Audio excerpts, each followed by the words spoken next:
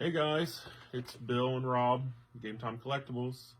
We're sitting here in our shop.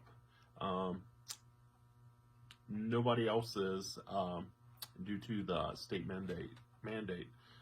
We wish we could help you. We wish you could come in today. Unfortunately, we know that can't happen. But we are working with trying to do some being available for maybe deliveries, or possibly if people want to come to the shop and we can hand it to you at the door if there's products you're wanting. We're going to try to keep it updated, if not every day, every other day, what products we do have, at least for wax, and try to keep you guys happy. So Yeah, we're willing to meet somewhere too. Also, just as we're living like our normal lives. Like yesterday, I met a customer in Chillicothe just because I was going to be in that area. Bill's in here throwing stuff on eBay. I'm in here beefing up the website also, and I'm going to add about a dozen products to the website. And so we really appreciate you supporting us locally at the shop level, by stopping in or letting us meet you in the car or meeting up with us. But also, like I said, the website I'm going to beef up, and also, I've spent probably $6,000 in about 6 days buying more product. So I continue to hope to sell stuff and move stuff different ways. And many of you know I had a break page for a while, and it never really took off. But we had some good luck with baseball, and I have a case of Inception coming, another case, and other baseball products. So I may be throwing those up on the break page. If you've never checked out Game Time Sports Cards and Breaks, you might want to go there and check it out. So I'll make some posts on it in the coming days.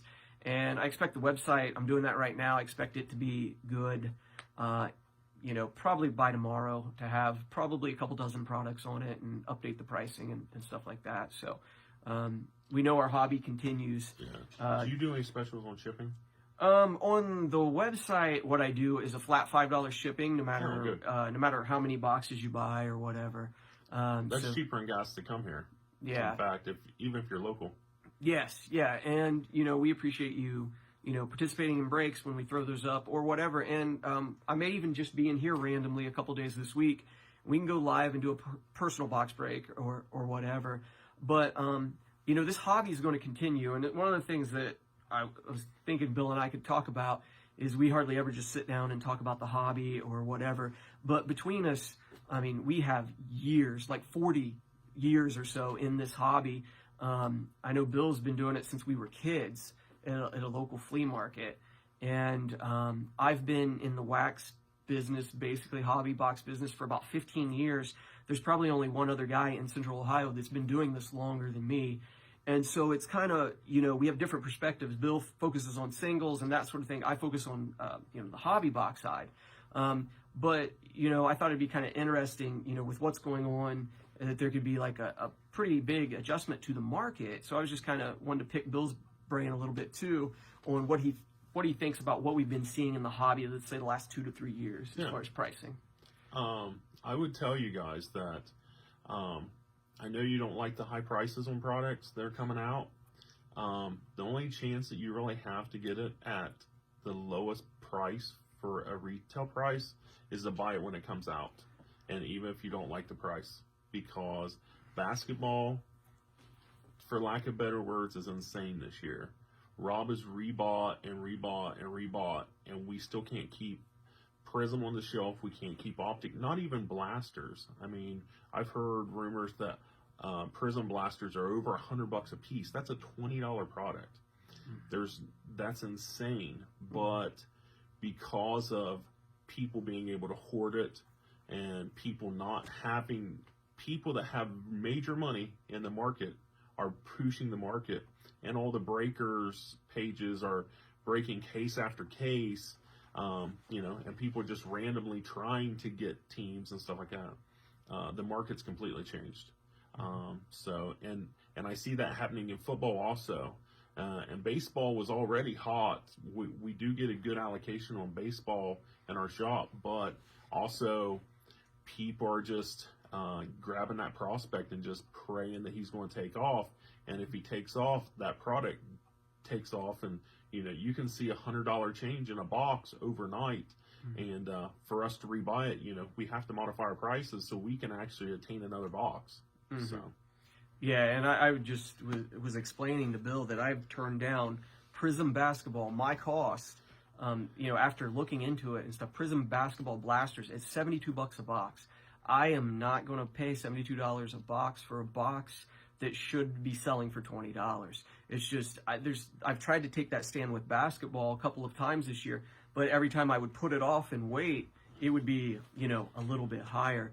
But I mean, to be honest, Bill and I talk about it all the time when I come in and I have to adjust prices or I go to rebuy. I mean, the market, we're very thankful for a great economy, and I'm very thankful that I can do this for a living and basically have for a couple years now.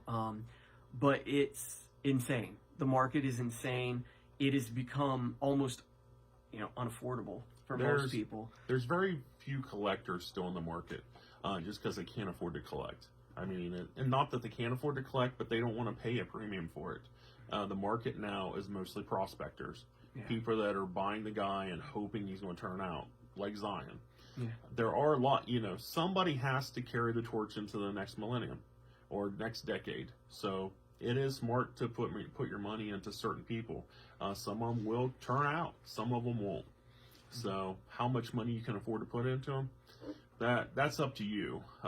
That's the reason why I always do singles, because I bought mostly by collections, and I do set aside prospects. I do prospect myself. I put back as much as I can, or as much as I can afford. So I may not have Zion Prism rookies that are $200, but of the draft Prism, I have handfuls of them, because I think at some point those are going to go up, and that's the only one that the regular customers is going to be able to afford. It's going to be in the $20, $30 range. Not everybody that has a regular job can come in and spend $200 on a card and be like, oh, I'm happy with that. There's very little upside unless the market just goes even crazier, and it is. Yeah, I mean, it's true, and we hear everybody in this hobby says this hobby is going to die if we don't get kids involved.